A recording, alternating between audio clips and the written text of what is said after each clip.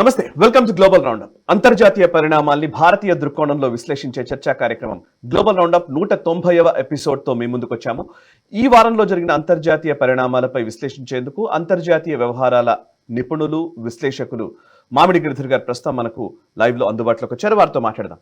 నమస్కారం సార్. నమస్తే సాయి. నమస్తే సార్. ఈ వారం గ్లోబల్ రౌండప్ లోకి వెళ్లే ముందు గత వారం 189వ ఎపిసోడ్ లో వచ్చిన కొన్ని కామెంట్స్ చూద్దాం.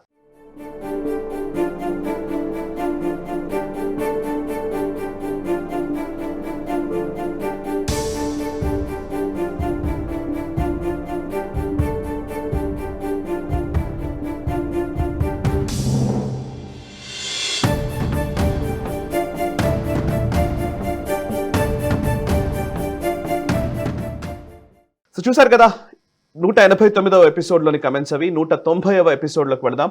ఈ వారంలో చాలా ఇంట్రెస్టింగ్ డెవలప్మెంట్స్ ఉన్నాయి. వీటి గురించి తెలుసుకునే ముందు ఫస్ట్ ఈ వీడియోని లైక్ చేయండి, 10 మందికి షేర్ చేయండి, మీ కమెంట్స్ ద్వారా మీ అభిప్రాయాల్ని మాతో పంచుకోండి. మనసా వాచా కర్మణ దేశహితం కోసం పరితపించే నేషనలిస్ట్ గ్రూప్ ఆఫ్ ఛానల్స్ ని సబ్స్క్రైబ్ చేసుకుని జాతీయవాద జర్నలిజాన్ని ప్రోత్సహించండి. ఇవాళ టాపిక్ లోకి వెళదాం. సార్, ఫస్ట్ అంశము ఒక పాజిటివ్ న్యూస్ తోటే మనం మొదలు పెడదాము.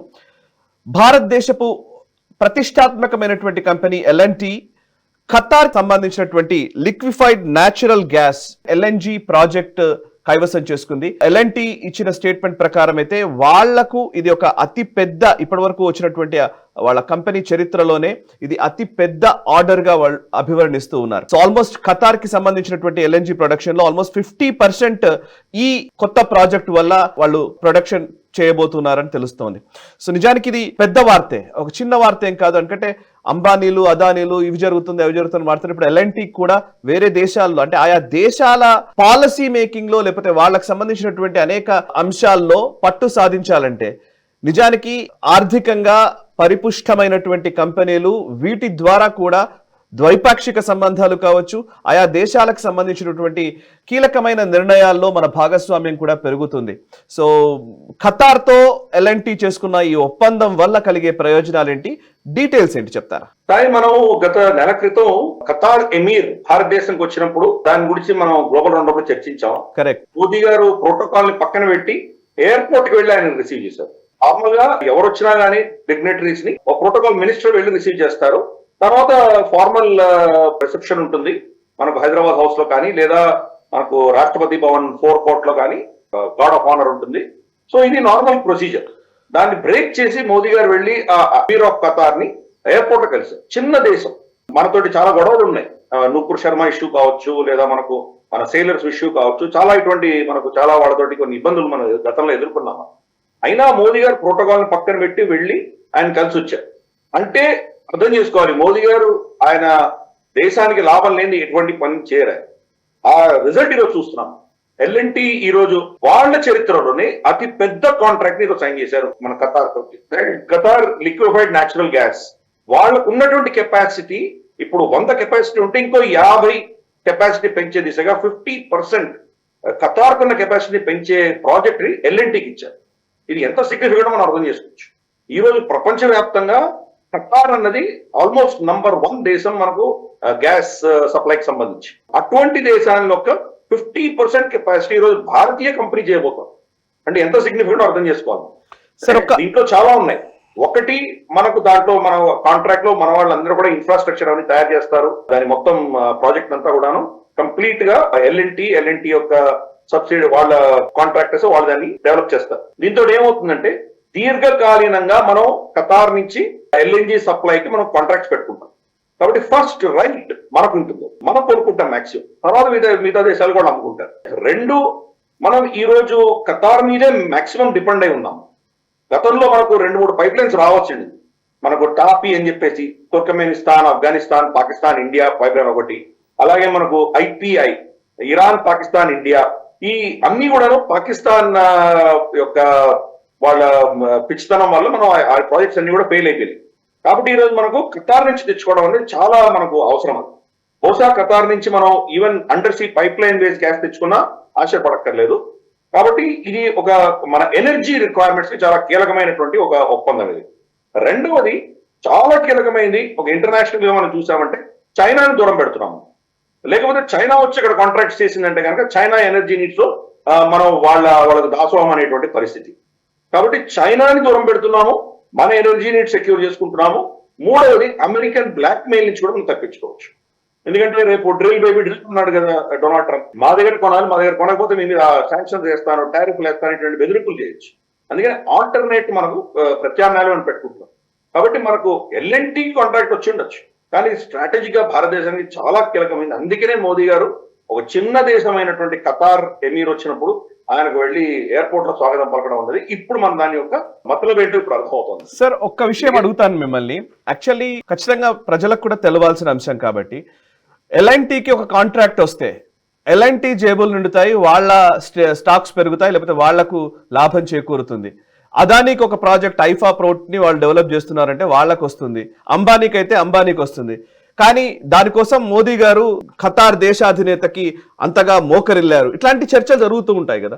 సో అంటే మన భారతదేశంలోని వ్యాపారవేత్తలకు అద్భుతమైన కాంట్రాక్ట్లు ఆయా దేశాల నుంచి రావడం వల్ల ఈ దేశానికి లాభం ఏంటి, దేశంలోని సామాన్యులకు మిగతా ప్రజలకు జరిగే ప్రయోజనం ఏంటి చెప్తారా? దేశం అంటే ఏంటి? దేశం అంటే ప్రభుత్వం ఒకటేనా? కరెక్ట్. దేశం అంటే ప్రభుత్వము, తర్వాత మన దేశంలో ఉన్నటువంటి వాణిజ్య పరమైనటువంటి మన శక్తి, ఇవన్నీ కలిస్తేనే మన దేశం, మనం ఒక పవర్ గా మనం బయటకు వెళ్ళగలం.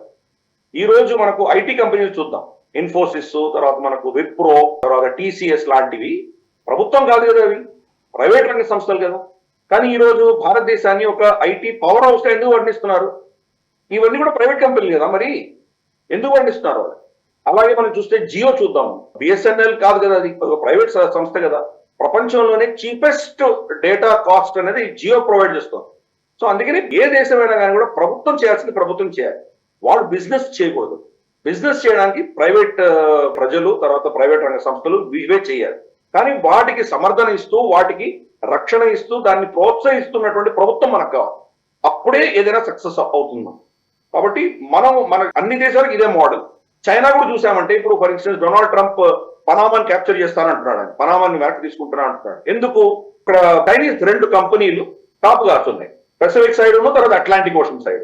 వాళ్ళు దాన్ని మెయింటెనెన్స్ చేస్తున్నారు, వాళ్ళు దాన్ని రన్ చేస్తున్నారు. ప్రైవేట్ కంపెనీలు కదా, హచిన్సన్ అని చెప్పేసి హాంకాంగ్ నుంచి వచ్చింది ఆ కంపెనీ, ప్రైవేట్ రంగ సంస్థ కదా. చైనా ఎందుకు తీసుకుంది? మరి డొనాల్డ్ ట్రంప్ చైనా హస్తగతమైంది అని ఎందుకు చెప్తున్నాడు ఆయన? కాబట్టి ఇది అర్థం చేసుకోవాలి. ఏ దేశమైనా కానీ కూడా ఆ దేశము, ఆ ప్రభుత్వ యంత్రాంగము వెంట పనులేం అవ్వవు.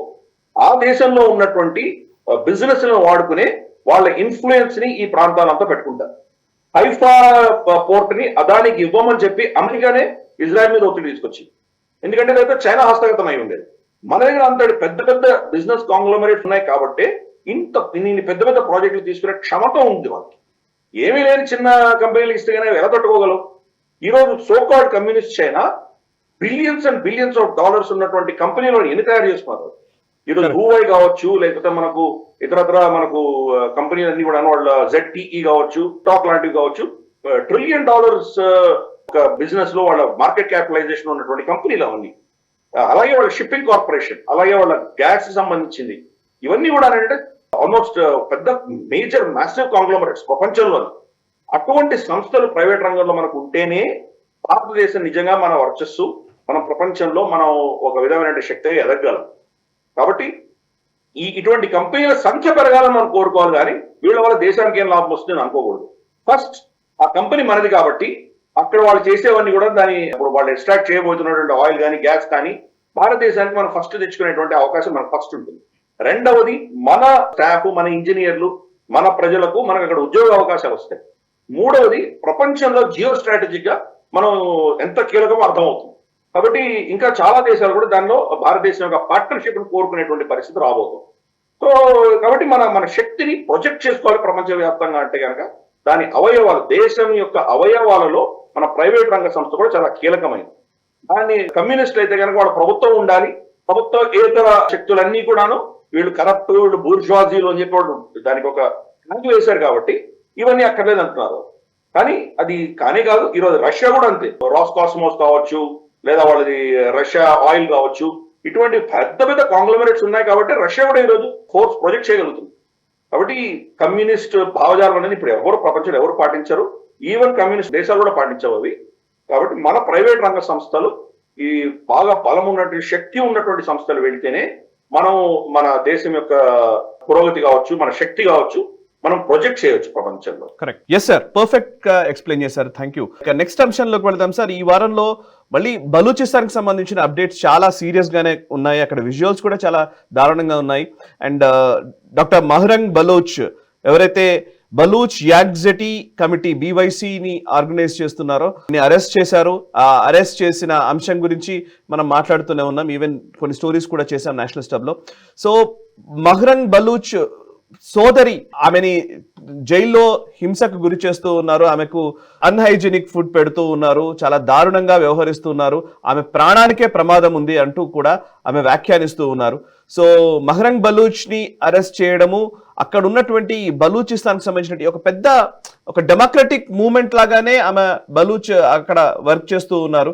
సో ఓవరాల్ గా బలూచిస్తాన్ లో ఉన్న పరిస్థితి ఏంటి, మహరంగ్ బలూచ్ అరెస్ట్ తర్వాత పరిణామాలు ఏంటి ఒకవైపు, ఇంకొక వైపు ఏమో బలూచిస్తాన్ కి సంబంధించి బలూచ్ రాజీ ఆజోయ్ సంగార్ BRAS ఏదైతే ఆర్గనైజేషన్ ఉందో వాళ్ళు డైరెక్ట్ గా క్లెయిమ్ చేసుకుంటున్నారు 48 organised and coordinated attacks Pakistani military పైన, ఫోర్సెస్ పైన దాడులు చేసినట్టుగా చెప్తున్నారు. ఆల్మోస్ట్ బలూచిస్తాన్ లో మ్యాప్ కూడా చూస్తూ ఉంటే అన్ని ఏరియాస్ లో ఈ దాడులు జరుగుతున్నట్టుగానే కనబడుతోంది.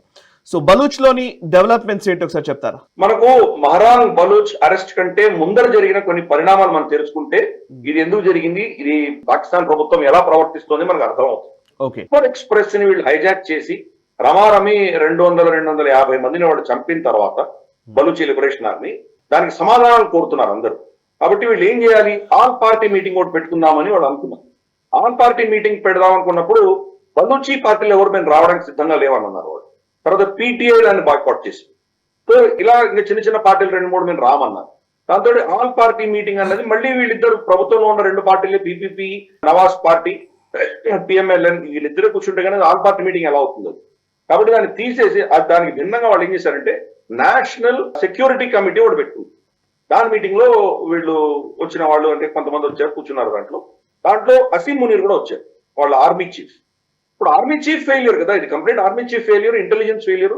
ఆ దేశంలో మొత్తం ఇంటెలిజెన్స్ మిలిటరీ అంతా ఆయన అధీనంలో ఉంది. ఇన్ఫాక్ట్ ఫారెన్ పాలసీలో కూడా ఎన్నో దేశాలు వాళ్ళ ప్రభుత్వం అధీనంలో లేవు. భారతదేశానికి ఎటువంటి సంబంధాలు ఉండాలనేది ఆర్మీ డిసైడ్ చేస్తుంది. అలాగే Saudi Arabia, UAE, USA, UK, Afghanistan, Iran ఇటువంటి చైనా ఇటువంటి కీలకమైన దేశాలతో ఎటువంటి సంబంధాలు ఉండాలో అది వాళ్ళ ఆర్మీ చీఫ్ నిర్ణయిస్తారు. కాబట్టి అటువంటి వ్యక్తి అక్కడ మీటింగ్ లో కూర్చొని తన ఫెయిల్యూర్ ని కప్పిపుచ్చే దిశగా సివిల్ గవర్నమెంట్ తిట్టడం మొదలుపెట్టాడు.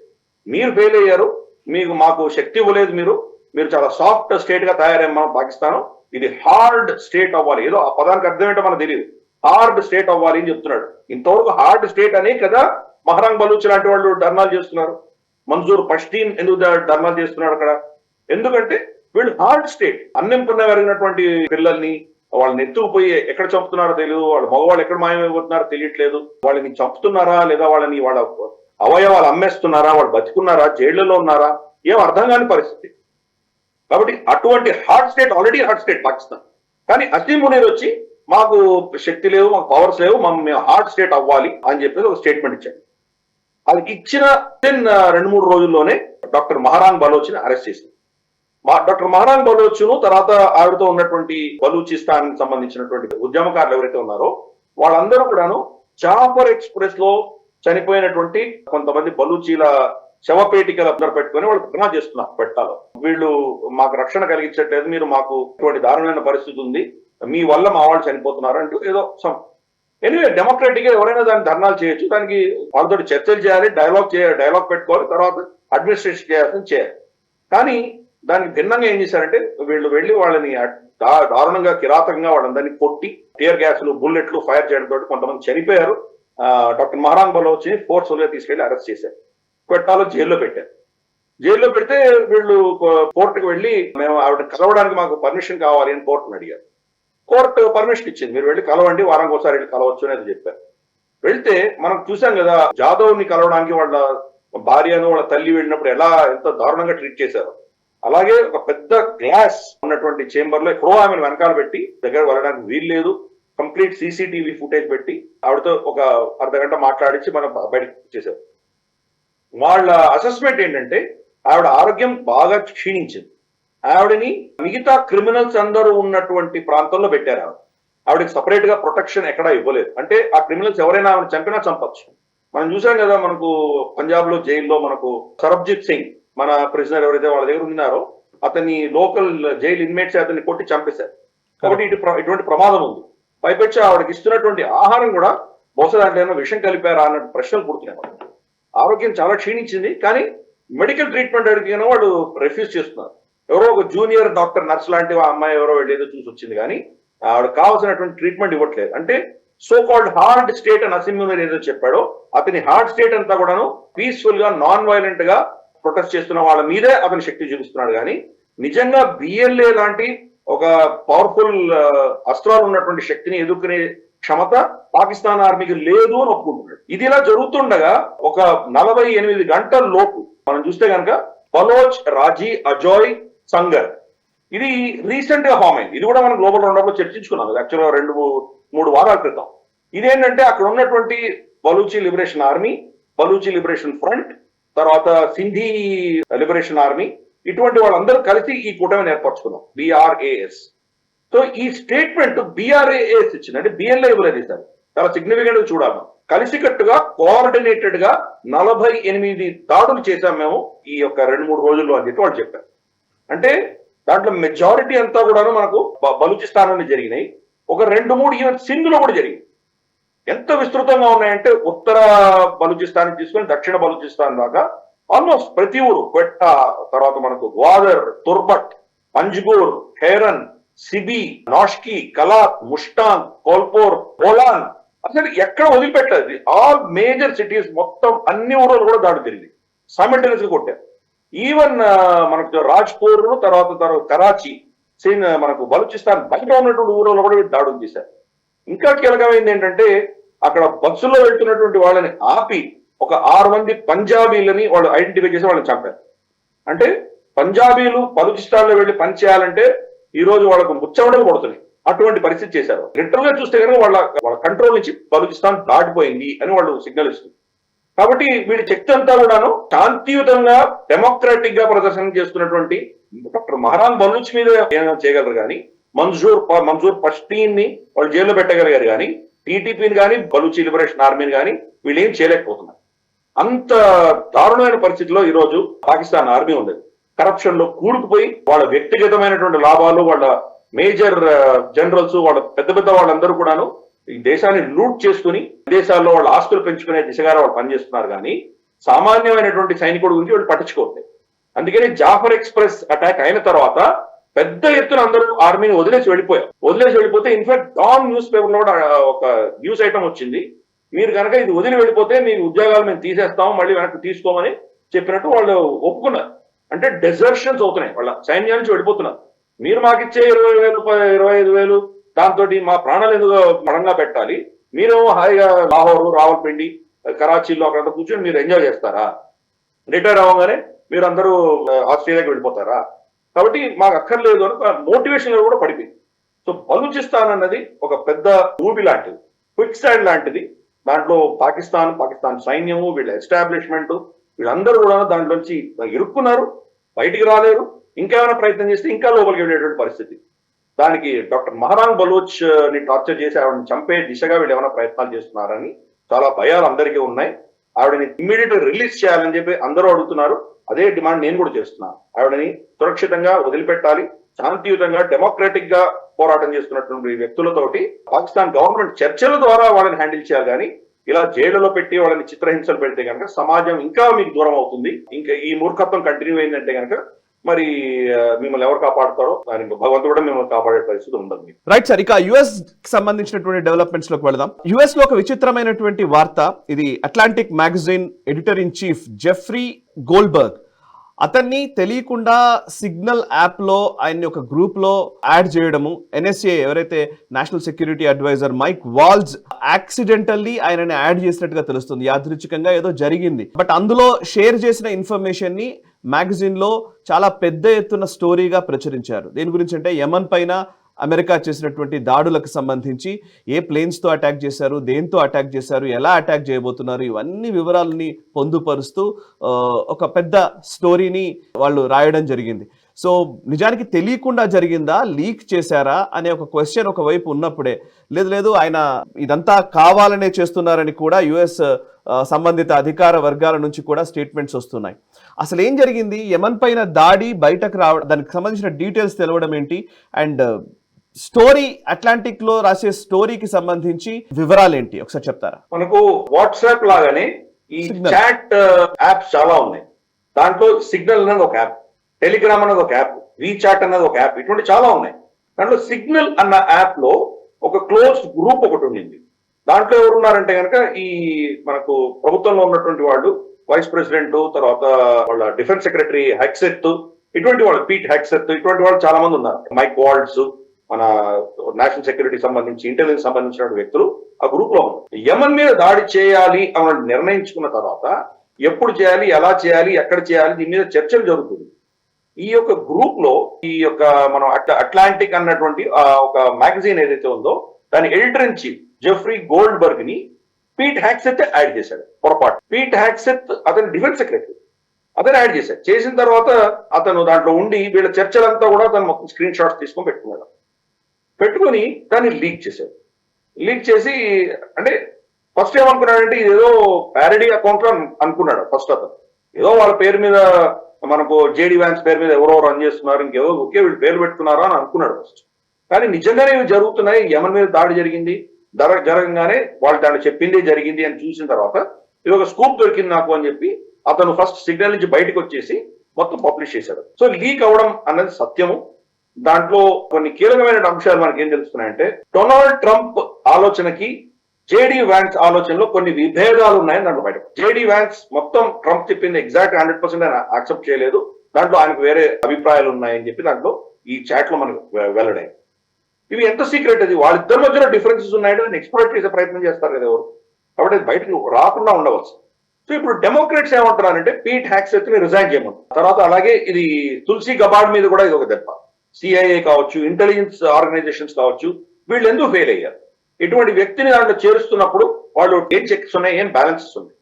ఇలా ఒక వ్యక్తి ఎవరంటే వాళ్ళు వచ్చేసి ఇంత సీక్రెట్ దీంట్లో, అది ఒక ప్రైవేట్ చాట్ లో వచ్చి మీరు మాట్లాడడం, దీనివల్ల మరి నేషనల్ సెక్యూరిటీ ఏమవుతుంది, నేషనల్ ఇంటెలిజెన్స్ పరిస్థితి ఏంటి, ఇవన్నీ కూడా ఫెయిల్యూర్ అని చెప్పేసి అందరూ కూడా దీని రిపబ్లికన్ అడ్మినిస్ట్రేషన్ ని వాళ్ళు తప్పుపడుతుంది.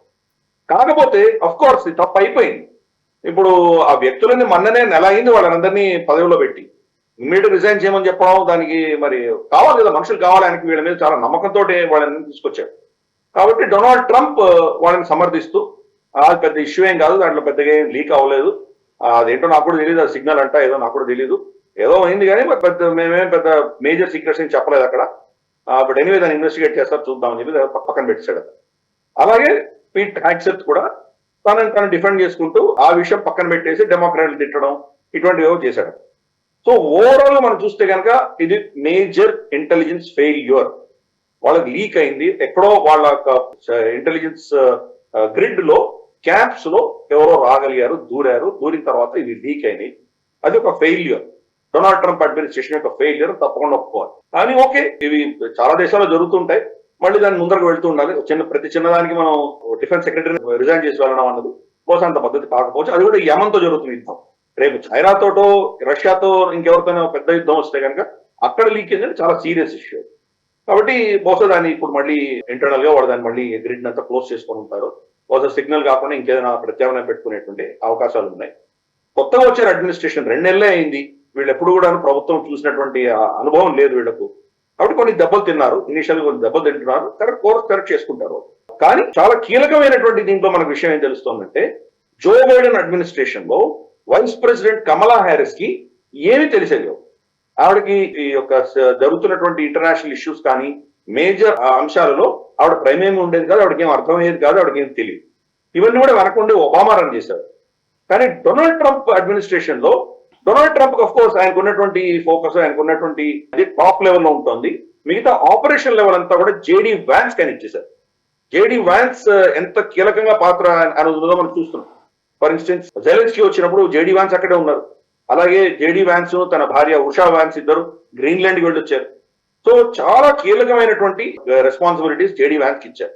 ఇంకా డొనాల్డ్ ట్రంప్ వెళ్ళక ముందు జేడీ వ్యాన్స్ వెళ్ళి యూరోప్ వెళ్ళొచ్చాడు, మనకు మ్యూనిక్ కి వెళ్ళొచ్చాడు ఆయన. ఇప్పుడు జేడీ వ్యాన్స్ మనకు వచ్చే నెలలో భారతదేశం కూడా వస్తున్నారు, ఆయన ఉషా వ్యాన్స్ వస్తున్నారు. సో మీరు డొనాల్డ్ ట్రంప్ ఏంటంటే చాలా మటుకు డీసెంట్రలైజ్ చేశాడు, జేడీ వ్యాన్స్ కి చాలా పవర్స్ ఇచ్చారు. ఇదే ఈ చాట్ లో కూడా మనకు అర్థమవుతుంది. జో బైడెన్ అడ్మినిస్ట్రేషన్ కి డొనాల్డ్ ట్రంప్ అడ్మినిస్ట్రేషన్ కి ఉన్న డిఫరెన్సెస్ మనం చూస్తున్నాము. వాళ్ళిద్దరిలో ఉన్నటువంటి చిన్న చిన్న విభేదాలు కూడా అన్ఫార్చునేట్లీ ఎక్స్పోజ్ అయినాయి. కాబట్టి మరి వాళ్ళ సెక్యూరిటీ ఆపరేటర్స్, ఇంటెలిజెన్స్ ఆపరేటర్స్ దీన్ని మళ్ళీ పకడ్బందీగా దాన్ని సీల్ చేసి క్లోజ్ చేస్తారని నేను అనుకుంటున్నాను. ఇంకా టర్కీకి సంబంధించిన వివరాలు చూద్దాం సార్. సో టర్కీలో మనం ఇంతకు ముందు మాట్లాడాము, ఎర్డోగాన్ కి ఇక కష్టకాలం తప్పేలా లేదు. ఎర్డోగాన్ తీసుకున్న నిర్ణయాలకు వ్యతిరేకత విపరీతంగా పెరుగుతుంది. ఇప్పుడు ప్రస్తుతం ఎక్రమ్ ఇమామోగ్లు ఎవరైతే టర్కీ అధ్యక్షుడిగా ఉన్నటువంటి ఎర్డోగాన్ కి పోటీదారుగా ఉన్నారో, సో ఆయన్ని అరెస్ట్ చేశారు. ఆ అరెస్ట్ చేయడంతో అక్కడ నిరసనలు విపరీతంగా జరుగుతూ ఉన్నాయి టర్కీ దేశంలో చాలా ప్రాంతాల్లో ఈ నిరసనలు విస్తరించాయి. అండ్ ఆల్మోస్ట్ 1900 మంది దాకా నిరసనకారుల్ని అరెస్ట్ చేసినట్లుగా తెలుస్తోంది. సో దీనిపైన ఈవెన్ యూరప్ కూడా రెస్పాండ్ అయింది. ఈవెన్ ఎమాన్యుయల్ మ్యాక్రాన్ కూడా ఆయన రెస్పాండ్ అయ్యారు. ఒకసారి ఆ డీటెయిల్స్ చెప్తారా, టర్కీలో ఏం జరుగుతోంది? అండ్ రాబోయే రోజుల్లో ఎర్డోగాన్ కి కొంత పదవి గండం ఉన్నట్టుగానే భావించాలా? ఇప్పుడు ఈ నిరసనలు ఇంకా ఎటువైపు దారి తీసే అవకాశం ఉంది? ఎక్రమ్ ఇమామోగ్లు అన్నటువంటి వ్యక్తి ఇస్తాన్బుల్ మేయర్. ఆయన ఇస్తాన్బుల్ చేసి మనకు టర్కీలో అన్నిటికంటే పెద్ద ఊరు ఇస్తాన్బుల్, వాళ్ళ రాజధాని అంకారా. కానీ ఇస్తాన్బుల్ కన్నా కూడా చాలా పెద్దది. అది సగం ఇస్తాన్బుల్ యూరోప్ లో ఉంటుంది, సగం ఏషియన్ కాంటినెంట్ లో ఉంటుంది. కాబట్టి చాలా కీలకం. అది యూరోప్ కి ఏషియాకి గేట్వే కింద మనం భావించవచ్చు. దాని పేరు ఒకప్పుడు కాన్స్టాంటినోపుల్ అని ఉండేది, దాని అఫ్ కోర్స్ ఇస్తాన్బుల్ అని చెప్పి ముస్లిమ్స్ వాళ్ళు దాని పేరు మార్చుకున్నారు. బట్ అక్కడి ఆ ఊరి యొక్క మేయర్ ఎక్రమ్ ఇమామోగ్లుని అరెస్ట్ కరప్షన్ ఛార్జెస్ కింద, యాంటీ నేషనల్ కింద అతన్ని అరెస్ట్ చేయడము. అంతేకాదు 31 సంవత్సరాల క్రితం తాను చేసినటువంటి ఏదైతే డిగ్రీ చదువుకున్నాడో ఆ డిగ్రీ టెక్నికల్ గ్రౌండ్స్ లో ఆ యూనివర్సిటీ అతని డిగ్రీని క్యాన్సిల్ చేశారు. అంటే ఇది తప్పకుండా కక్షపూరితంగా, కుట్రపూరితంగా చేస్తున్నటువంటి చర్యగా అందరికీ స్పష్టంగా అర్థమవుతుంది.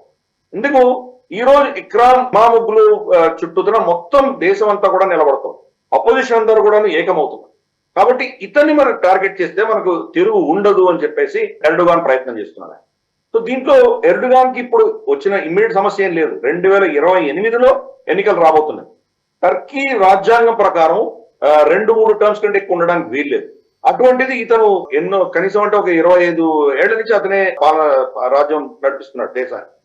కాబట్టి దాన్ని మళ్ళీ ఎక్స్టెండ్ చేయాలనుకుంటున్నాడు. ఇప్పుడే చాలా వయోవృద్ధుడు, కానీ 2028 ఎన్నికలలో తను మళ్ళీ నిలబడాలి, తను గెలవాలి, తనకు వ్యతిరేకంగా ఎవరు వచ్చినా వాళ్ళని ఇప్పుడే భూస్థాపితం చేసే ప్రయత్నం చేస్తుంది.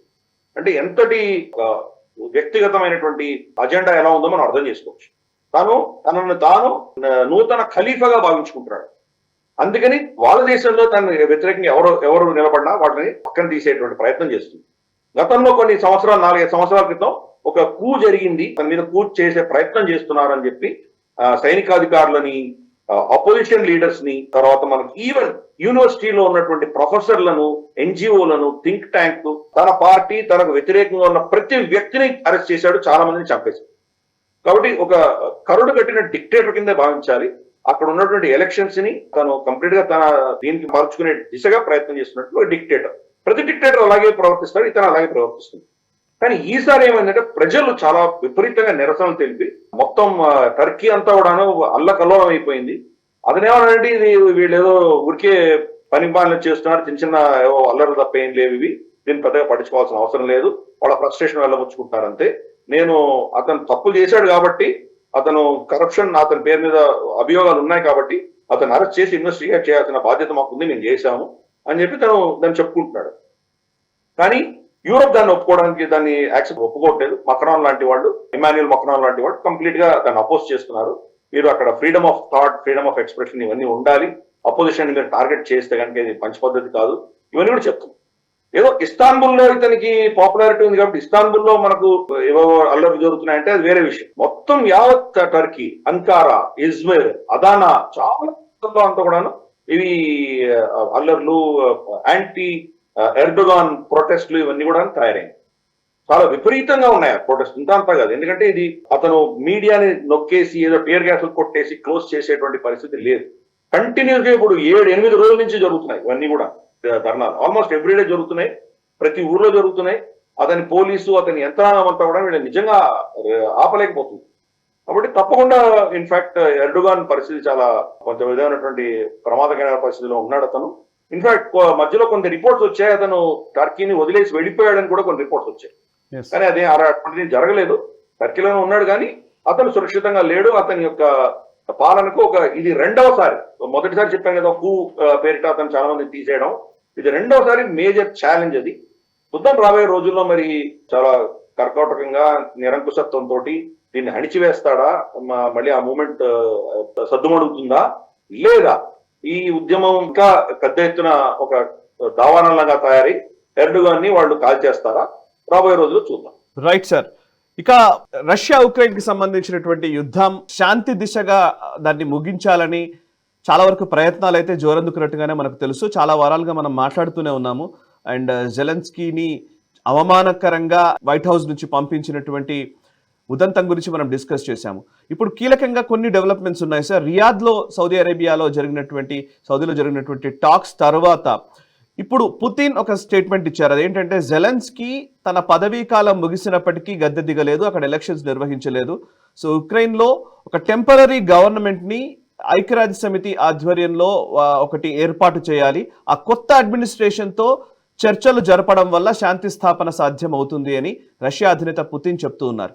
సో కొత్త రెజీమ్తోనే ఈ శాంతి స్థాపన సాధ్యమన్న సంకేతాల్ని రష్యా ఇస్తోంది. అండ్ జెలెన్స్కీ ఏమో పుతిన్ కి మైల్డ్ స్ట్రోక్ వచ్చినట్టుగా మనకు వార్తలు వస్తున్నాయి, ఆయన ఎక్కువ రోజులు బతకడు అని ఇంకో స్టేట్మెంట్ ఇచ్చారు జెలెన్స్కీ. సో ఓవరాల్ గా ఇక జెలెన్స్కీని పక్కకు జరిపించైనా సరే ఈ శాంతిని స్థాపించాలనే దృక్పథానికి ఆయా దేశాలు వచ్చాయి, ముఖ్యంగా యుఎస్ వచ్చినట్టుగా మనం భావించాల్సి ఉంటుందా? అండ్ ఇక కొన్ని కీ టేక్అవేస్ కూడా కొన్ని చెప్పాలి సార్. మామూలుగా రియాద్ టాక్స్ తర్వాత ఏ ఒప్పందాలు ఏ అంశాలకు సంబంధించి ఒక సుహృద్భావ వాతావరణం నెలకొంది, దేనికి ఎవరు అంగీకరిస్తున్నారు కొంచెం చెప్తారా?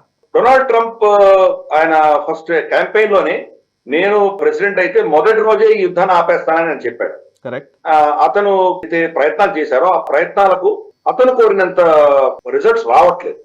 రష్యా చాలా టఫ్ గా ఉంది, జెలెన్స్కీ కూడా అలాగే టఫ్ గా ఉన్నాడు. ఎందుకంటే జెలెన్స్కీ ఈ యొక్క ఎకో సిస్టమ్ కి అతను రిప్రజెంటేటివ్. యూరోప్ కావచ్చు లేదా మనకు అమెరికన్ డీప్ స్టేట్ కావచ్చు, వాళ్ళ ఎకో సిస్టమ్ కి అతను రిప్రజెంటేటివ్. కాబట్టి వాళ్ళ సమర్థనతోటి అతను కూడా టఫ్ స్టాండ్ తీసుకున్నాడు. ప్లస్ అతనికి పెద్ద అనుభవం ఉన్నటువంటి వ్యక్తి కాదు, పొలిటీషియన్ కాదు. అతని యొక్క ఆలోచన అంతా కూడా టాక్టికల్ గా లేదు, లాంగ్ టర్మ్ స్ట్రాటజిక్ గా ఆలోచన చేసే క్షమత లేదు అతను.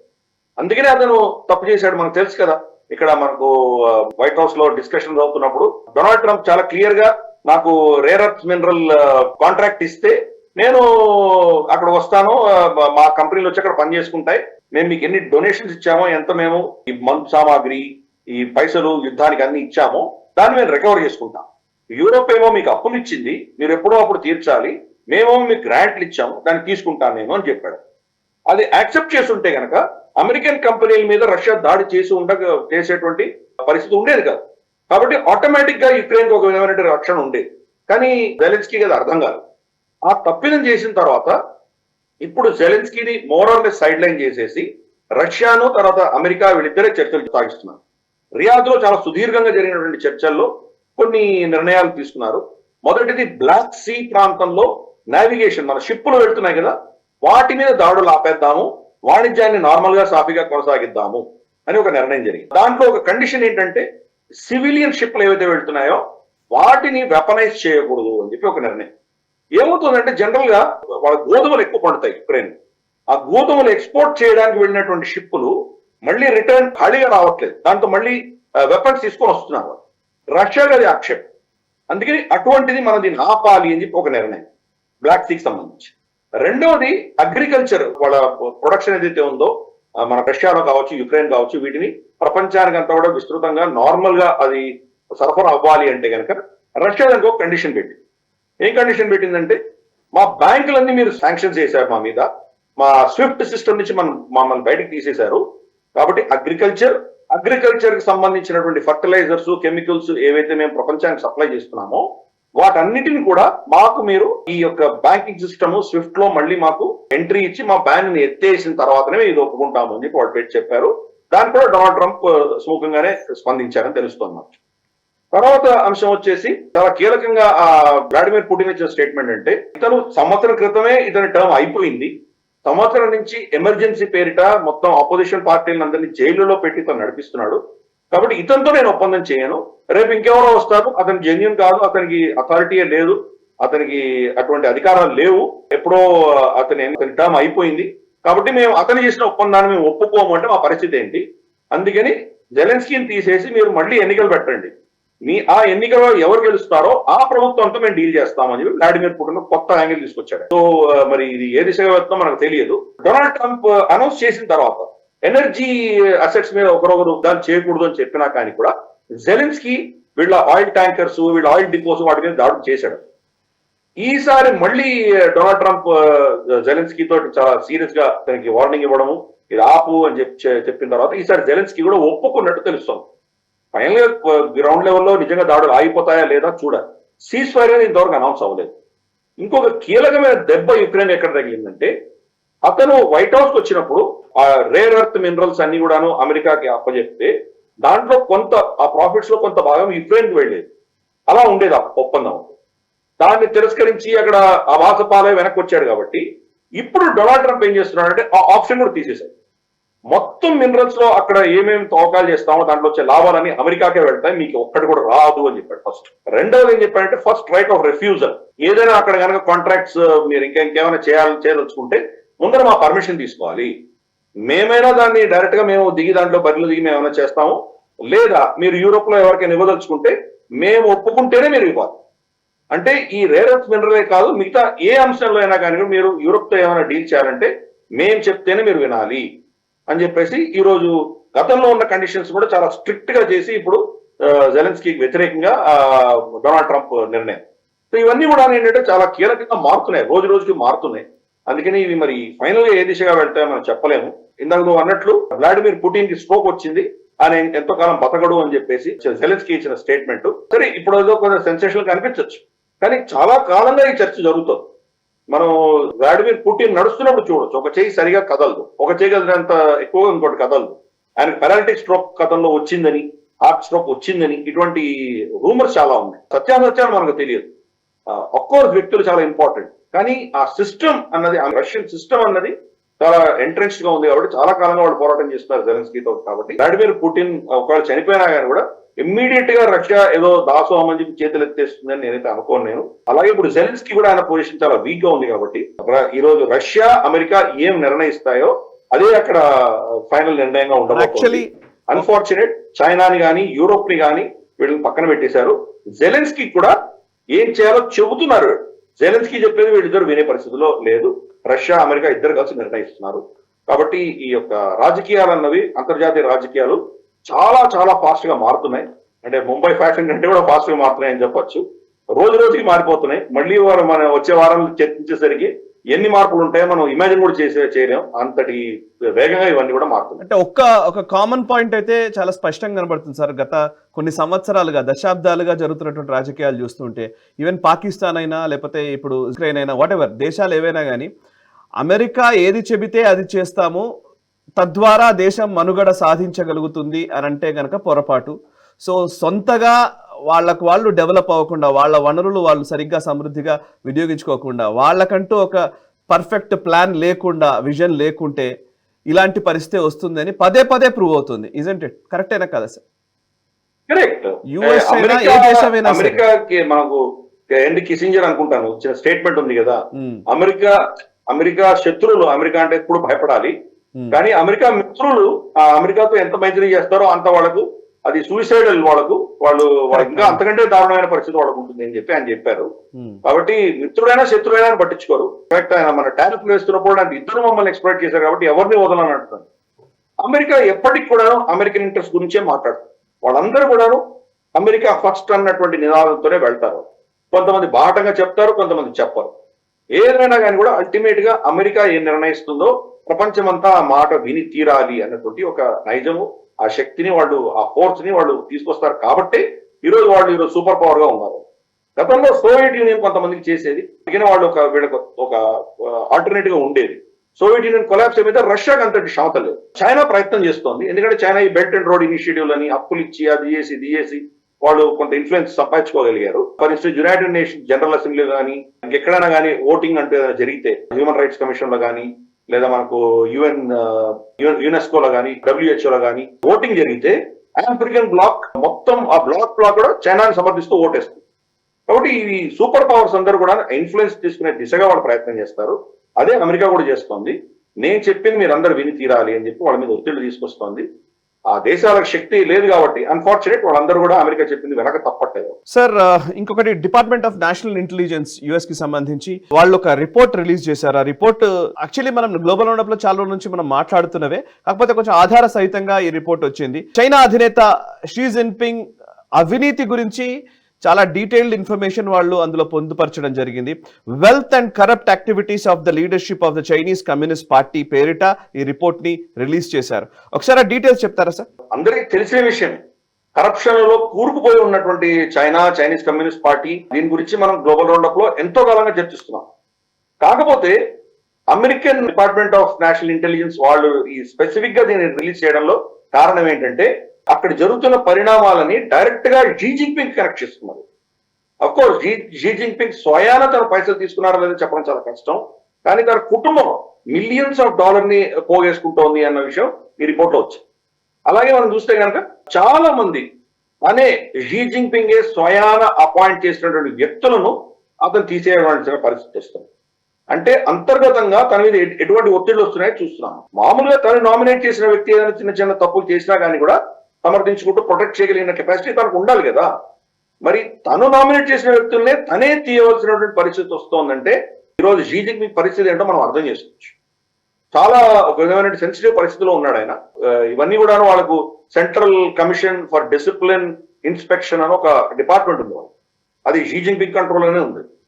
వాళ్ళు ఇటువంటి వాళ్ళని చాలా మందిని ఎక్స్పోజ్ చేస్తారు. చింగ్ గాంగ్ ఫర్ ఇన్స్టెన్స్, అలాగే లీ షాంగ్ ఫూ, వాళ్ళ మినిస్టర్లే వాళ్ళు మాయమైపోయారు. ఎంతో మంది లీడర్స్ మాయమైపోతారు.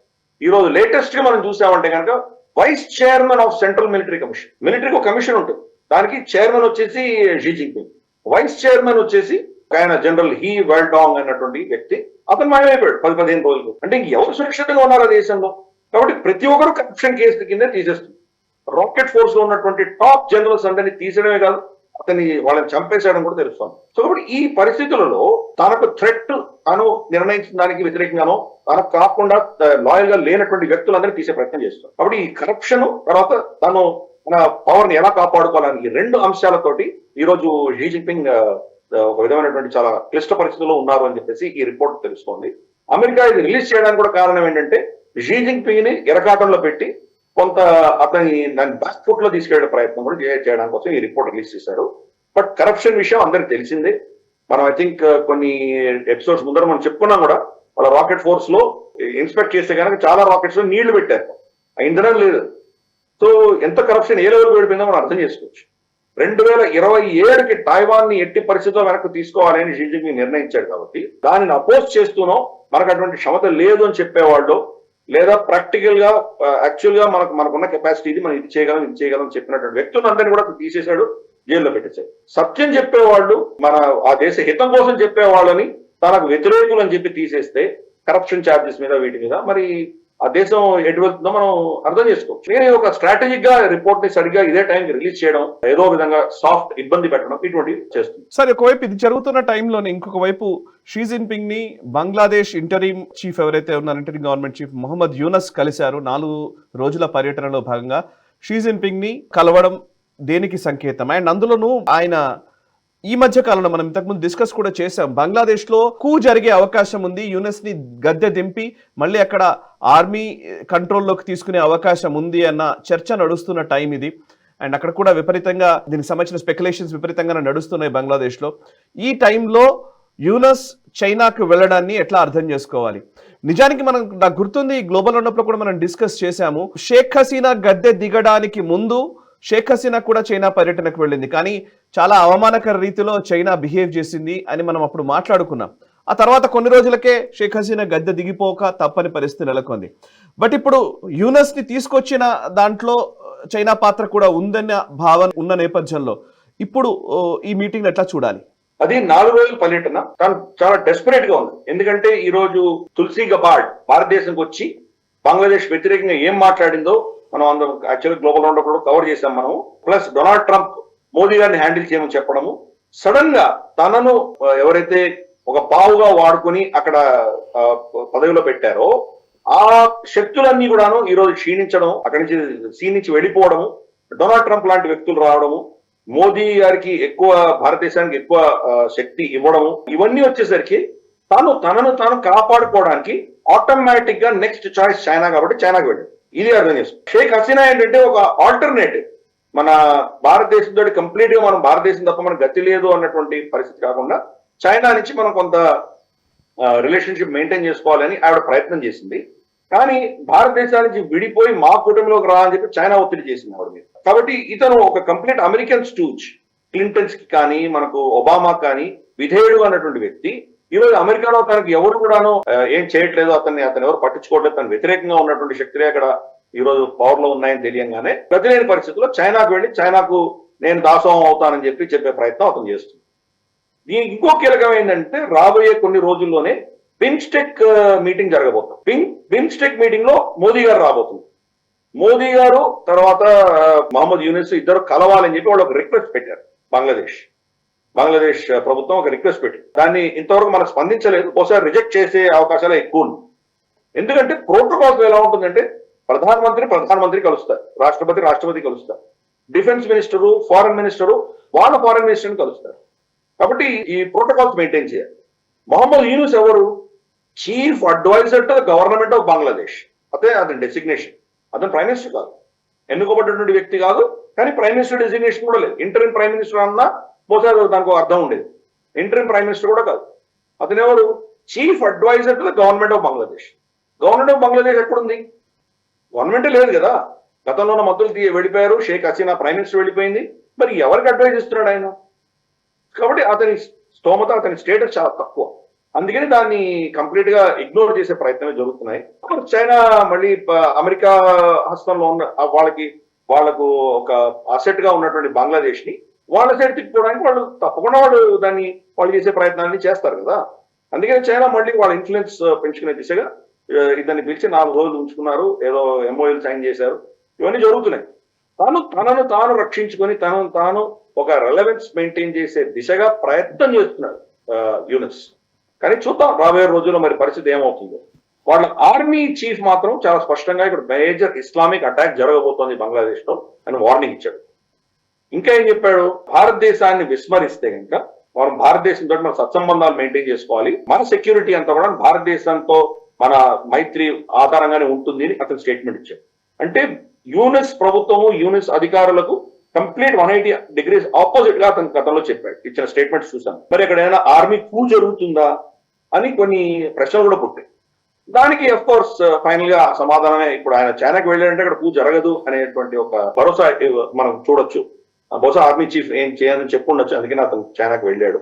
కానీ రాబోయే రోజుల్లో డొనాల్డ్ ట్రంప్ మరి ఎటువంటి నిర్ణయాలు తీసుకుంటారు, దాని పరిణామం ఏ దిశగా ఉంటుంది, భారతదేశానికి ఎటువంటి క్లీన్ సిగ్నల్, ఎటువంటి ఫ్రీడమ్ ఇస్తారు వీళ్ళు అమెరికన్ ఎస్టాబ్లిష్మెంట్ అనేది చూడాలి. తప్పకుండా యూనిస్ మాత్రం చాలా క్లిష్ట పరిస్థితుల్లో ఉన్నాడు. అతను తనను తాను రక్షించుకునే దిశగా తన ప్రయత్నాలు చేస్తున్నాడు. చూద్దాం ఏమవుతుంది. ఓవైపు బంగ్లాదేశ్ లో ఇట్లాంటి పరిస్థితి, ఇంకోవైపు నేపాల్ కి సంబంధించి నేపాల్లో కూడా విపరీతంగా నిరసనలు జరుగుతున్నాయి. మనం గత వారం కూడా మనం డిస్కస్ చేశాము. అక్కడ ఉన్నటువంటి ఇప్పుడు ఈ కమ్యూనిస్ట్ ప్రభుత్వానికి వ్యతిరేకంగా మళ్ళీ ఆ రాజు పరిపాలనలో ఉండాలి అనే దృక్కోణంలో, అంటే అఫ్కోర్స్ రాచరికంగా మీరు లాస్ట్ టైం ఎక్స్ప్లెయిన్ చేశారు.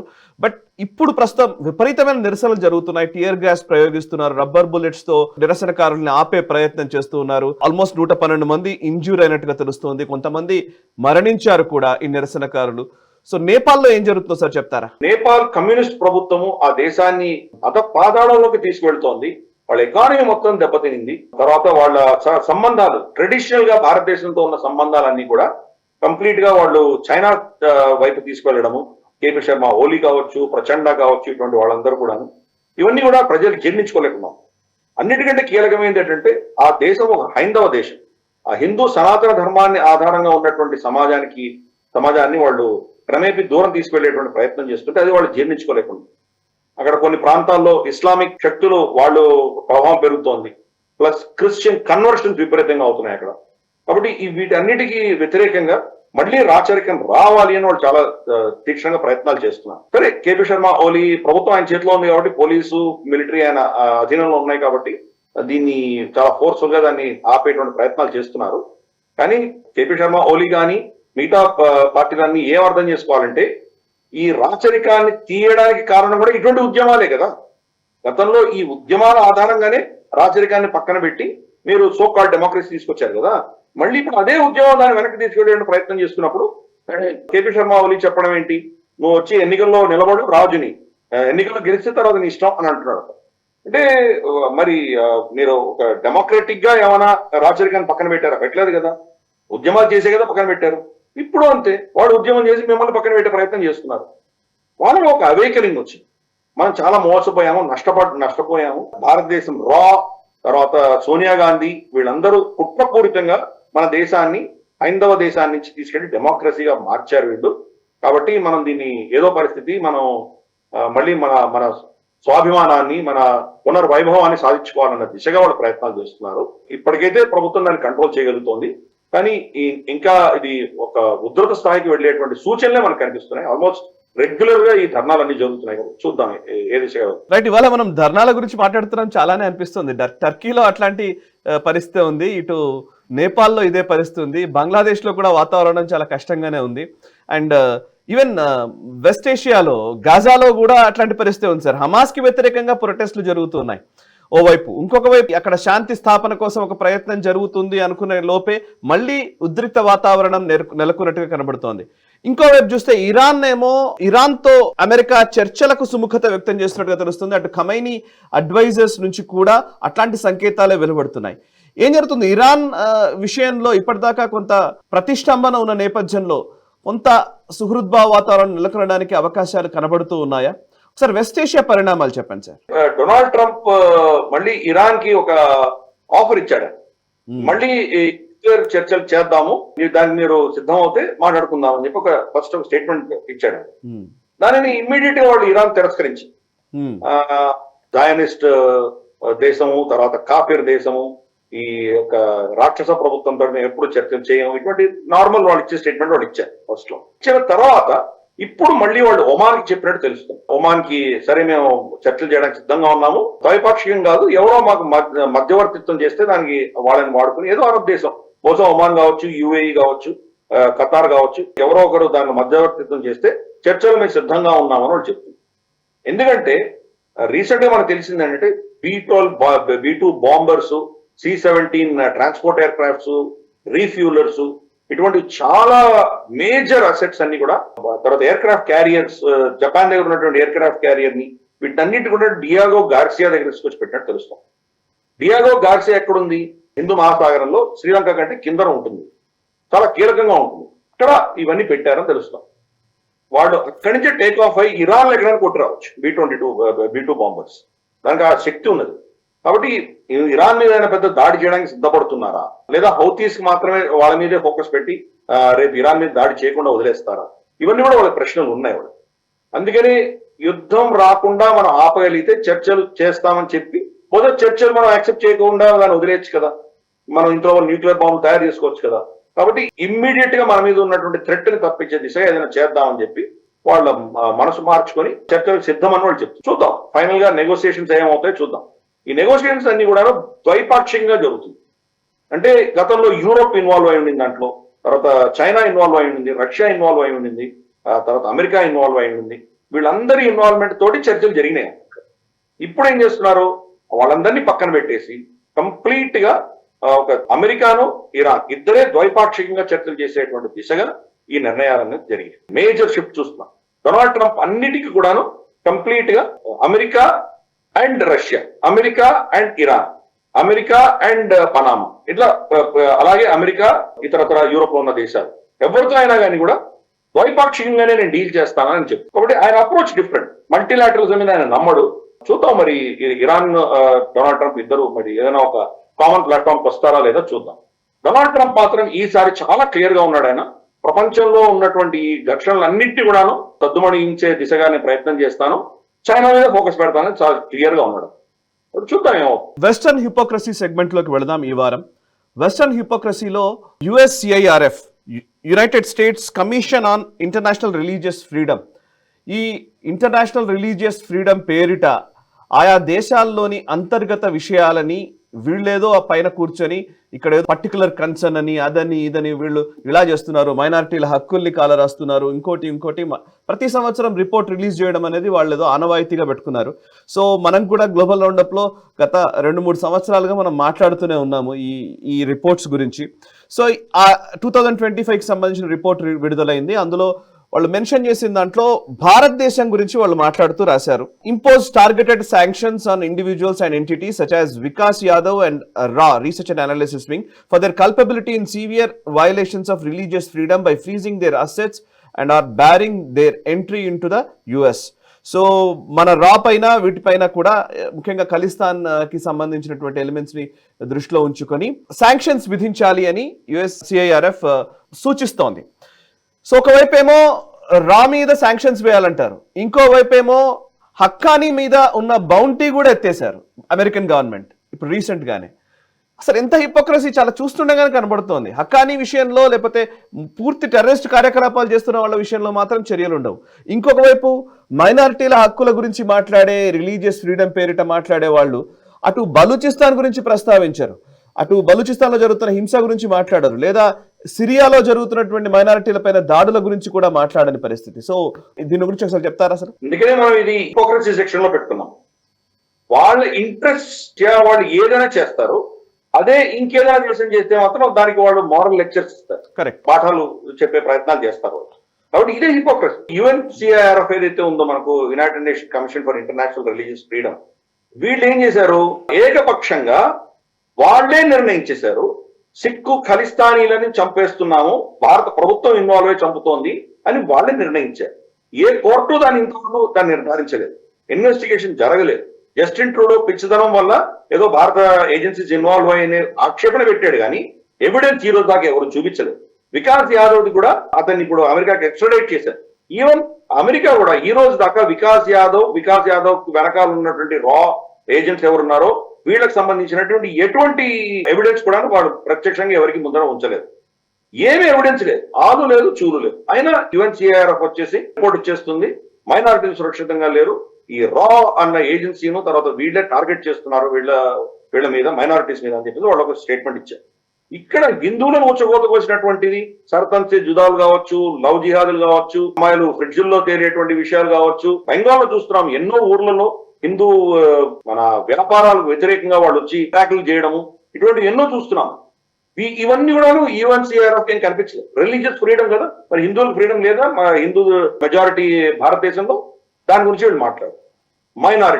మైనారిటీలు ఎక్కడ సురక్షితంగా లేరో దాని గురించి వీళ్ళు ఎందుకు మాట్లాడరు? కాబట్టి ఇది ఒక పెద్ద ఒక కుట్రపూరితంగా ఒక నెగటివ్ ని పుష్ చేయడానికి చేస్తున్నటువంటి ఒక సంస్థ. అదే మనం చెప్పాం. మనం ఏమన్నామంటే దీనినే UNCIRF నే we should designate as an entity of concern అని చెప్పి ముందు ఇదే తప్పు, అది దీన్నే ఒక భయంకరమైన సంస్థగా మనం పరిగణించాలని చెప్పి మనం స్టేట్మెంట్ ఇచ్చాం. హుసేన్ హక్కానీ బ్రదర్స్ ఎవరైతే ఉన్నారో వాళ్ళు ఆల్రెడీ డెసిగ్నేటెడ్ టెర్రరిస్ట్స్. వాళ్ళ మీద బౌంటీ ఉంది, అంటే వాళ్ళని అప్పచెప్తే $100 మిలియన్ ఇస్తాం, $150 మిలియన్ ఇస్తామని చెప్పి వాళ్ళ మీద ఒక నంబర్ కూడా ఉంది. దాన్ని మీరు బేఖాతరు చేస్తున్నారు. ఈ రోజు వాళ్ళ మీద ఉన్నటువంటి ఈ బౌంటీని తీసేసి వాళ్ళని యాక్సెప్ట్ చేసే ప్రయత్నం మీరు చేస్తుంది. ఆఫ్ఘనిస్తాన్ ప్రభుత్వం అధికారులు వాళ్ళు ఏం చెప్పారంటే వచ్చే నెలలోనో ఎప్పుడో త్వరలోనే అమెరికాలో ఉన్నటువంటి ఆఫ్ఘనిస్తాన్ ఎంబసీ తాలిబాన్ హస్తగతం అవబోతుంది. చాలా దేశాలలో ఆఫ్ఘన్ ఎంబసీ తాలిబాన్ అధీనంలో లేదు, కానీ ఇక్కడ తాలిబాన్ అధీనంలో అది మేము తీసుకోబోతున్నామని కూడా అనౌన్స్ చేశారు. అంటే అమెరికా మళ్ళీ తాలిబాన్ తోటి సంబంధాలు పెంచుకునే దిశగా వాళ్ళ ప్రయత్నాలు చేస్తుంది. మీరేమో టెర్రరిస్ట్ అని మీరు డెసిగ్నేట్ చేస్తే టెర్రరిస్టులు అవుతారు, మీరు డెసిగ్నేట్ చేయకపోతే మీ ఇష్టానుసారం వాళ్ళు టెర్రరిస్ట్ గా తీసేస్తారు. జూలాని కరడుగట్టిన టెర్రరిస్ట్ అని మీరే చెప్పారు, మనకు అల్ ఖైదాకు సంబంధించిన వ్యక్తి అని మీరే చెప్పారు. ఈ రోజు అతనికి మిలియన్స్ ఆఫ్ డాలర్స్ ఇవ్వడానికి సిద్ధపడుతున్నారు. కంప్లీట్ వెస్టర్న్ హిపోక్రసీ, అంతకుమించి ఏం లేదు దీంట్లో.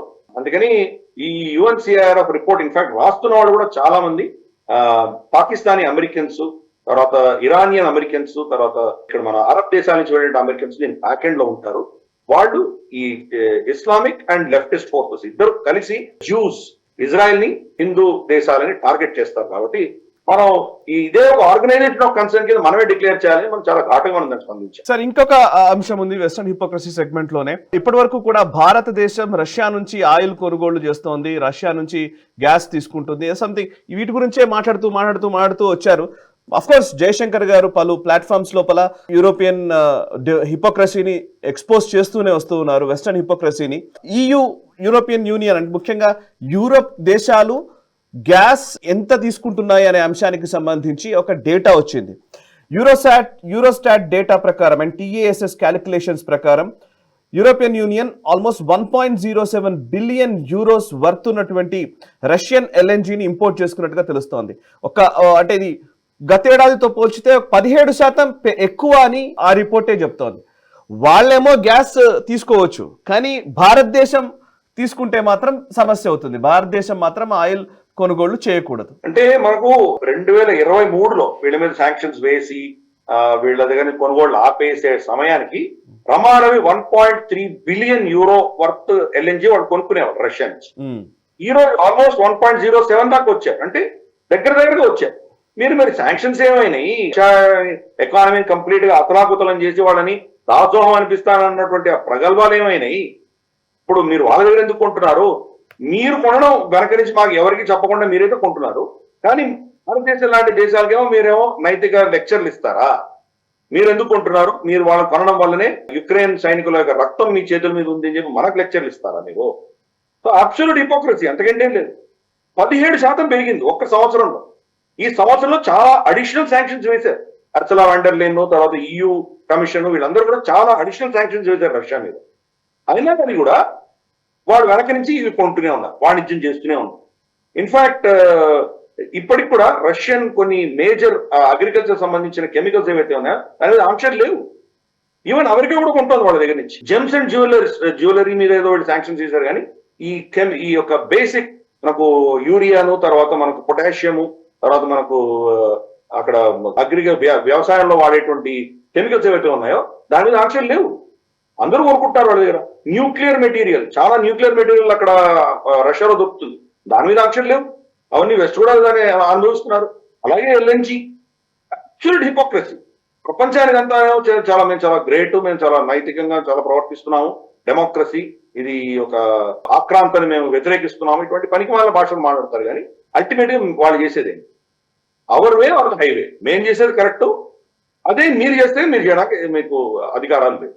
డొనాల్డ్ రమ్స్ఫెల్డ్ ఒకసారి చెప్పాడు, అప్పుడు అతను ఆఫ్ఘనిస్తాన్ మీద దాడి చేసి వాళ్ళు అటాక్స్ చేసినప్పుడు టెర్రరిస్ట్ ఆర్గనైజేషన్ వాళ్ళు వచ్చి మా మీద వరల్డ్ ట్రేడ్ సెంటర్, పెంటగన్ మీద దాడులు చేశారు కాబట్టి మేము దానికి వ్యతిరేకంగా మేము యాక్షన్ తీసుకున్నాము అని చెప్పి డొనాల్డ్ రమ్స్ఫెల్డ్ చెప్తే, మరి పాకిస్తాన్ నుంచి వచ్చి భారతదేశంలో అటాక్ చేస్తున్నారు కదా వీళ్ళు, మరి వాళ్ళకి కూడా అదే అధికారాలు ఉండాలి కదా పాకిస్తాన్ లో వెళ్ళి యాక్షన్ తీసుకోవడానికి అని ఆయన అడిగితే ఆయన ఏమన్నాడంటే, we have the right but India does not have the right.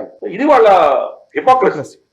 మేమేం చేస్తుంది, రూల్స్ మేమే పెడతాము, ఆ రూల్స్ ని మేము వివరగొట్టి మా ఇష్టం వచ్చినట్టు మేము చేస్తాము, కానీ ఈ రూల్స్ ను ఉల్లంఘించే అధికారం మీకు మాత్రం లేదు. అదే హిపోక్రసీ. సరిగా ఈ వారం collapse of the western society segment లోకి వెళదాము. పాశ్చాత్య దేశాల సమాజం ఎలా అతలాకుతలమవుతోంది, ఎలా క్షీణిస్తోంది అనే అంశానికి సంబంధించి ఈ వారంలో ఒక రిపోర్ట్ బయటకు వచ్చింది. అదేంటంటే ఈ ట్రాన్స్జెండర్స్ కి సంబంధించి, ముఖ్యంగా జెండర్ సర్జరీస్ ఆపరేషన్స్ చేసుకొని జెండర్ మార్పు చేసుకున్నటువంటి వాళ్లలో 12 రెట్లు అధికంగా సూసైడల్ టెండెన్సీ పెరుగుతోంది అనేది రిపోర్ట్ చెప్తున్నమాట.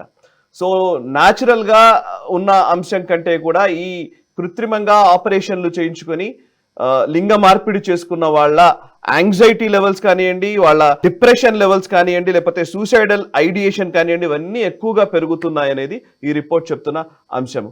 అయినప్పటికీ ఇవన్నీ జరుగుతూనే ఉన్నాయి.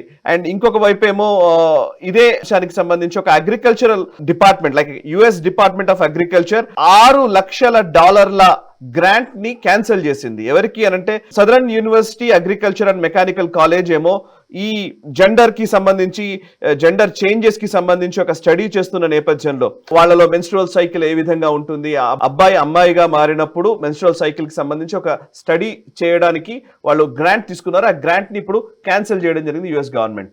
సో ఈ రెండు అంశాల గురించి ఒకసారి చెప్తారా? వీళ్ళ అసలు మేజర్ గా పెద్ద అంశాలు పక్కన పోయి ఈరోజు ఈ అసలు అవసరం లేని టాపిక్స్, ప్రకృతి విరుద్ధమైన అనేక చిల్లర అంశాలకి లక్షల కోట్ల రూపాయలు వృధాగా ఖర్చు చేస్తున్నటువంటి ఉదంతాలు అనేకం కనబడుతున్నాయి. అంటే మనకు ఈ డీప్ స్టేట్ ఏదైతే అంటామో వాళ్ళు చాలా కాలంగా చెప్తూనే ఉన్నారు. అది మనం వినట్లేదు అంతేగాని వాళ్ళు చాలా స్పష్టంగా చెప్తున్నారు. 400 సంవత్సరాల క్రితం భూమి మీద ఎంత జనాభా ఉండేదో అంతకంటే ఎక్కువ జనాభా ఉండడానికి వీలు లేదు, ఇక్కడ జనాభాని తగ్గించాలి అని చెప్పి వాళ్ళు చాలా ఇటువంటి ప్రయత్నాలు చేస్తున్నారు. ఇన్ఫాక్ట్ రీసెంట్ గా మనకు బిల్ గేట్స్ పాత వీడియో కొంచెం వైరల్ కూడా అయింది కదా, దాని గురించి మనం చర్చించాం కూడా. ఏమంటారంటే దాని చెప్పింది ఏంటంటే వ్యాక్సిన్లు ఏవైతే మేము తయారు చేస్తున్నామో ఈ వ్యాక్సిన్లన్నీ కూడా పాపులేషన్ తగ్గించే దిశగా పనిచేస్తాయి అని చెప్పి స్టేట్మెంట్ ఇచ్చాడు. అలాగే WEF క్లాడ్ షాబ్ ఇచ్చిన స్టేట్మెంట్ అటువంటిదే. ఎన్నో అంశాల్లో వీళ్ళందరూ కూడా మనకు ఇటువంటి క్లియర్ కట్ సిగ్నల్స్ ఇచ్చారు. ఇన్ఫాక్ట్ కెనడా లాంటి దేశంలో డెత్ కమిషన్స్ అని ఉంది. కాబట్టి పాపులేషన్ ఎలా తగ్గించాలంటే మీరు బతికుండాలా మీరు చనిపోవాలా అనే నిర్ణయం ఆ కమిటీ చేస్తుంది. మీరు ఒక వయసు వచ్చిన తర్వాత ఆ దేశము హెల్త్ మినిస్ట్రీ మిమ్మల్ని పోషించలేదు, మిమ్మల్ని చూసుకునేటువంటి క్షమత పైసలు వాళ్ళ దగ్గర లేవు అన్నప్పుడు మిమ్మల్ని వాళ్ళు సపోర్ట్ చేయడం, వెంటిలేటర్లు పెట్టడం అని తీసేస్తారు. ఆ నిర్ణయం ప్రభుత్వం చేస్తుంది, మీ చేతిలో లేదు, మీ కుటుంబం చేతిలో లేదు. ఇటువంటి పనికిమాలిన చెత్త అంతా చాలా కాలంగా తీసుకొచ్చారు. అదే పంథాలో వ్యక్తులను చీల్చడం మొదలుపెట్టారు. ముందర కుటుంబాన్ని చీల్చారు, ఉమ్మడి కుటుంబాన్ని చీల్చారు, తర్వాత కుటుంబాన్ని చీల్చారు. ఈరోజు అమెరికాలో రమారమి 40% మంది కొత్తగా పుడుతున్నటువంటి పిల్లలందరూ కూడా ఒకటే పేరెంట్ ఉన్నటువంటి పిల్లలు. తల్లి ఉంటే తండ్రి లేడు, తండ్రి ఉంటే తల్లి లేడు. దాంట్లో కూడా 50% పైబడి వాళ్ళ బయోలాజికల్ ఇంకో పేరెంట్ ఎవరో తెలియదు తెలియదు. అటువంటి సమాజాన్ని తయారు చేస్తారు. ఇది సరిపోలేక వ్యక్తిని చీల్చడం మొదలుపెట్టారు. వ్యక్తిని నువ్వు పురుషుడు అయితే నువ్వు పురుషుడు ఎందుకు ఉండాలి, స్త్రీ ఎందుకు ఉండకూడదు? స్త్రీ యొక్క గర్భసంచి నీకు కావాలి, మెన్సురల్ సైకిల్ మీకు కావాలి, అలాగే పురుషుడుగా ఉండాలి. రెండు అనుభవించండి, ఏం తప్పే ఉంది. ఇటువంటి చెత్త అంతా కూడా తీసుకొచ్చి వోక్ కల్చర్ తీసుకొచ్చారు. చాలా మంది క్షణికంగా కొంతమంది కొన్ని ఆలోచనలు రావచ్చు, అవును తప్పే ఉంది నేను స్త్రీగా ఉంటే అనుకుని ఉండొచ్చు. కానీ దాన్ని మీరు బాగా దాన్ని పోషించి దాన్ని బాగా ప్రోత్సహించి వాళ్ళతో లింగ మార్పిడి చేయించిన తర్వాత వాళ్ళ తర్వాత అర్థం చేసుకోవచ్చు. ఎందుకంటే వాళ్ళు బేసిక్ డిఎన్ఏ పురుషుల యొక్క డిఎన్ఏ ఉంటుంది కదా, వాళ్ళు లింగ మార్పిడి చేసుకునే స్త్రీ అయిన తర్వాత బహుశా వాళ్ళలో ఒక విధమైనటువంటి డిప్రెషన్ రావచ్చు, అయ్యో నేను తప్పు చేశానే జీవితంలో అని వాళ్ళు తర్వాత రిగ్రెట్ కావచ్చు. చాలా మెజారిటీ ఇటువంటి తప్పులే ఒక క్షణంలో వాడు చేసినటువంటి తప్పుకి మిగతా జీవితం అంతా కూడా అనుభవించేటువంటి పరిస్థితులు వస్తాయి. అందుకని ఈ రిపోర్ట్ ఏం చెప్తుందంటే 12 రెట్లు సూసైడ్ టెండెన్సీ పెరుగుతుందని చెప్తున్నారు. అంటే వ్యక్తి యొక్క బేసిక్ అతని ఐడెంటిటీని దెబ్బకొడుతున్నారు. నేనెవరో నాకే క్లారిటీ లేకపోతే నేను పురుషుడినా స్త్రీనా కుక్కనా పిల్లినా లేదా ఒక వస్తువా అన్న క్లారిటీ నాకు లేనప్పుడు నేను ఎందుకు బతికి ఉండాలి? కాబట్టి ఇది ఒక భయంకరమైనటువంటి రాక్షస చర్య జరుగుతోంది అమెరికా. అందుకే నా సమాజం కుప్పకూలుతోంది. ఈ రిపోర్ట్ అదే చెప్తోంది. అటువంటి లింగ మార్పిడి చేసుకున్నటువంటి వాళ్ళు చాలా మంది సూసైడ్ చేసుకుంటున్నారని చెప్తున్నారు. ఎనీవే సమాజం ఎలా కొలాప్స్ అవుతుందని చెప్పడానికి మనం సెగ్మెంట్ పెట్టాము. రెండవ అంశం నువ్వు చెప్పావు, $6 లక్షల ఒక agriculture university transgender menstrual cycle మీద రీసెర్చ్ చేయడానికి ఇచ్చారు. ట్రాన్స్జెండర్ మెన్సురల్ సైకిల్ కి వాళ్ళకి ఏంటి సంబంధం? అగ్రికల్చర్ యూనివర్సిటీకి అసలు సంబంధం లేదు. అసలు అగ్రికల్చర్ యూనివర్సిటీకి అసలు సంబంధం లేదు. ఏదో మెడికల్ కాలేజ్ రీసెర్చ్ చేస్తుందంటే నేను అర్థం చేసుకోవచ్చు. అగ్రికల్చర్ యూనివర్సిటీ ఎందుకు రీసెర్చ్ చేస్తుంది? $6 లక్షల గ్రాంట్. దానికి ఏం చేస్తున్నారు వాళ్ళు? మెన్సురల్ సైకిల్ అంటే స్త్రీ పురుషుడుగా మారితే పురుషుడుగా మారిన ఆ వ్యక్తిని స్త్రీ అందామా పురుషుడు అందామా మనకు తెలియదు, ట్రాన్స్జెండర్ అని పెట్టారు వాళ్ళు. ఆ వ్యక్తిలో ఉన్నటువంటి ఈ యొక్క మార్పులు ఏవైతే ఉన్నాయో ఆ మార్పుల మీద వీళ్ళు రీసెర్చ్ చేస్తారు. అసలు ఫస్ట్ పురుషుడుగానే పుట్టాడు, అతన్ని మీరు ఎన్ని కెమికల్ చేసినా మీరు ఎన్ని ఆపరేషన్లు చేసినా అతని డిఎన్ఏ అంతా పురుషుడు డిఎన్ఏ అని చెప్పి డొనాల్డ్ ట్రంప్ కొట్టిపడిస్తారు. అందుకనే డాడ్జును వీళ్ళందరూ కూడా రిపబ్లికన్ పార్టీ ఇప్పుడు ఈ చెత్తకు వ్యతిరేకంగా పోరాటం చేస్తున్నారు. కానీ బ్లూ స్టేట్స్ లో ఇప్పుడు కూడా చట్టాలన్నీ కూడా కంప్లీట్ గా ఈ వోక్ కల్చర్ ని సమర్థిస్తున్నటువంటి ఉంది. Yes sir, thank you very much sir. చాలా విషయాలు మీరు ఓపిక్ గా అన్ని అద్భుతంగా వివరిస్తూ ఉన్నారు. అంతర్జాతీయ పరిణామాలకు సంబంధించి చాలా వరకు ఇంకేమీ ఇంకేం చదవాల్సిన అవసరం లేకుండా ఒక వారంలో పూర్తిగా ఉన్న అంతర్జాతీయ పరిణామాలన్నీ ఈ 1 అవర్ ఇంటర్వ్యూ చూస్తే అర్థమైపోతుంది. Thank you very much sir, thank you very much. చాలా వరకు మాకు జ్ఞాన బోధ చేస్తున్నందుకు, చాలా విషయాలు మాకు తెలియజేస్తున్నందుకు. సో చూసారు కదా, ఇది ఈ వారం గ్లోబల్ రౌండప్. వచ్చే వారం గ్లోబల్ రౌండప్ లో మళ్ళీ కలుద్దాం. 190వ ఎపిసోడ్ ఇది. ఈ ఎపిసోడ్ మీకు నచ్చినట్లయితే వెంటనే లైక్ చేయండి, 10 మందికి షేర్ చేయండి. మీ కమెంట్స్ ద్వారా మీ అభిప్రాయాల్ని మాతో పంచుకోండి. మనసా వాచా కర్మణ దేశహితం కోసం పరితపించే నేషనలిస్ట్ గ్రూప్ ఆఫ్ ఛానల్స్ ని సబ్స్క్రైబ్ చేసుకొని జాతీయవాద జర్నలిజాన్ని ప్రోత్సహించండి. Thank you very much. ఈ వీడియో మీకు నచ్చినట్టయితే లైక్ చేయండి, 10 మందికి షేర్ చేయండి. అలాగే కామెంట్ల రూపంలో మీ అభిప్రాయాలను మాతో పంచుకోండి. Nationalist hub group of channels ను సబ్స్క్రైబ్ చేసుకుని తెలుగునాట జాతీయవాద జర్నలిజాన్ని ప్రోత్సహించండి. ఈ వీడియో కింద ఉన్న బెల్ ఐకాన్ పై క్లిక్ చేయడం మర్చిపోవద్దు.